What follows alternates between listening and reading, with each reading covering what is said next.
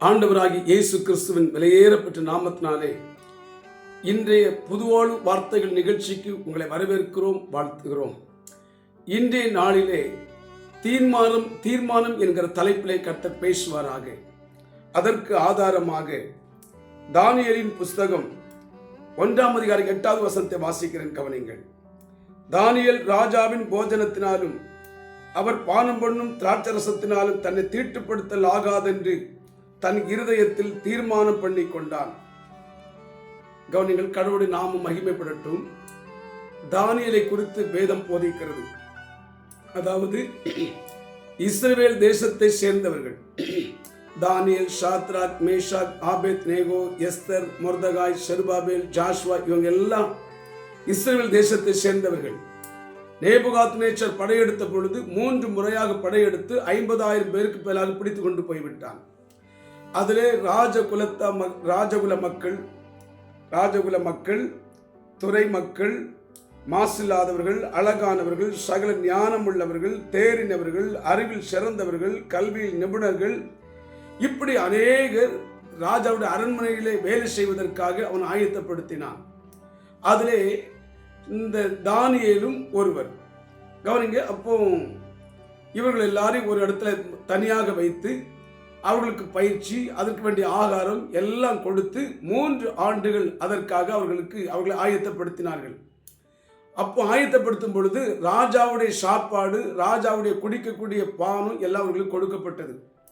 ஆனால் தானியேல் என்ன சொல்லுகிறார்? ராஜா சாப்பிடுகிற சாப்பாடு எனக்கு வேண்டாம், அவர் குடிக்கக்கூடிய திராட்சரசம் எனக்கு வேண்டாம், இதனால் என்னை தீட்டுப்படுத்தல் ஆகாது, எனக்கு அது விருப்பம் இல்லை என்று அதை வெறுத்தான். கவனிங்க, ராஜ சாப்பாடுன்னு சொன்னா அந்த நாட்களில் பன்றிக்கறி இஸ்ரவேல் மக்கள் சாப்பிட மாட்டாங்க. ஆனால் பாபிலோன் தேசத்தில் பன்றிக்கறி விரும்பி சாப்பிடுவாங்க.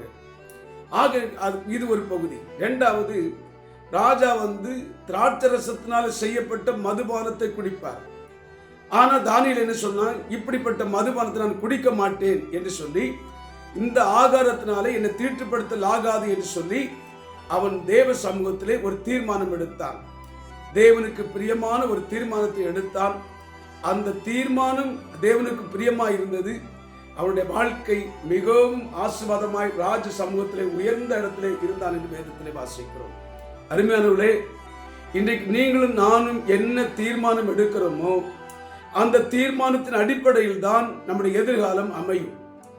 கவனிங்கள், நம்முடைய அர்ப்பணிப்பு எவ்வளவா இருக்கிறதோ அதற்கு தக்கனத்தான் நம்முடைய ஆசீர்வாதங்களும், நம்முடைய உயர்வும், நம்முடைய ஒளிமயமான எதிர்காலமும் அமையும் என்பதை நாம் நன்றாய் புரிந்து கொள்ள வேண்டும். ஆகவே வேதம் சொல்லுகிறது, உசியா ராஜா 16வது வயதிலே அவன் தேவனை தேடுவதற்கென்று ஒரு தீர்மானம் எடுத்தான், மனதிணங்கி இருந்தான், தீர்மானம் எடுத்தான். இப்படி அநேக வேத புருஷர்கள், வேத புருஷிகள் அநேகர் வாழ்க்கையில் தேவனுடைய வார்த்தையை கேட்டு தேவனுடைய பிரமாணத்தின்படி தீர்மானம் எடுத்து அந்த தீர்மானத்தை கடைசி வரைக்கும் உண்மையாய் கடைபிடித்து வாழ்ந்தார்கள். வாழ்க்கையிலே உயர்ந்த இடத்திலே சேர்ந்தார்கள்.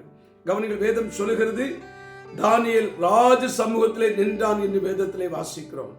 இன்றைக்கு நீங்களும் நானும் ராஜ சமூகமாகிய கிறிஸ்துவின் சமூகத்தில், இயேசுடைய சமூகத்தில், அவருடைய சன்னிதானத்திலே நீங்கள் நிற்க வேண்டும் என்று கர்த்தர் விரும்புகிறார்.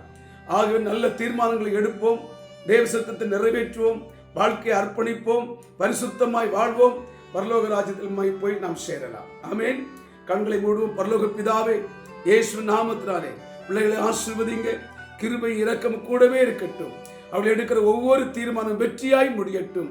அவர்கள் எடுத்த தீர்மானத்தின்படியே ஆண்டவரே நல்ல உயர்ந்த ஸ்தானத்தில் ராஜ சமூகத்தில் சேரவும், உன்னதத்தில் அவர்கள் கர்த்தருடைய மகிமையிலே வாழவும் கர்த்தர் அனுகிரகம் செய்வீராக. இயேசு நாமத்தில் ஜெபிக்கிறோம் பிதாவே. ஆமென்.